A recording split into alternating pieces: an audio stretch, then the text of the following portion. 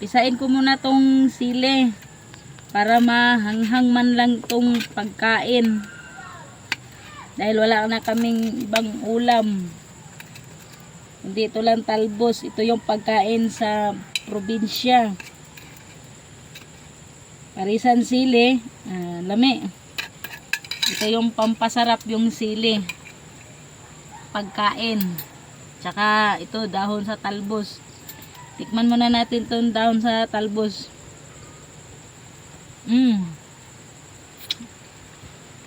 Masarap dahil maasim yung suka. Ang suka dito pure na suka na galing sa puno ng niyog. Ito yung pampa sarap sa pagkain. Ayan, sili. Kalami. Tapos dahon ng dahon sa kamuti. Ayan.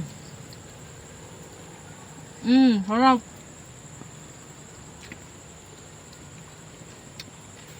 Ito yung pagkain sa probinsya.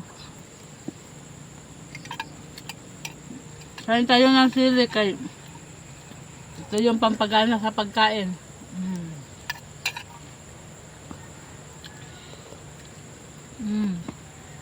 Diba? Kalami. Sausaw ang dahon sa kamote.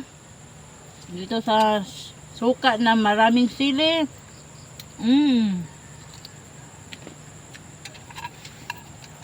Para masarap ang kainin ang sili.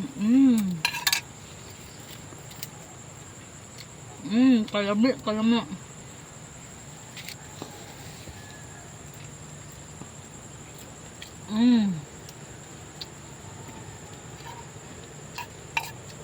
Pinasa pa ang sili. Tapos ayan pa ulam. Salami sa sili. Parisan ang talbos sa kamuti. Yung kanin nila dito bagong ani. Yung palay nila masarap.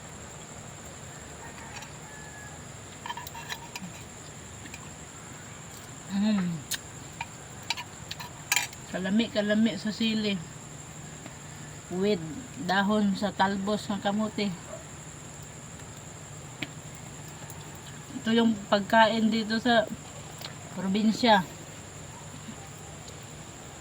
Hindi na kailangan pumunta sa palengke kasi marami dito na dahon.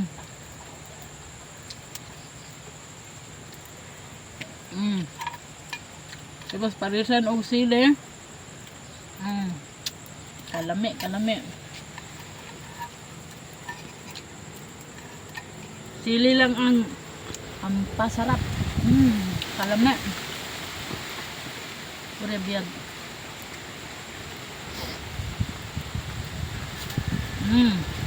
Tama na kaya ang tusok.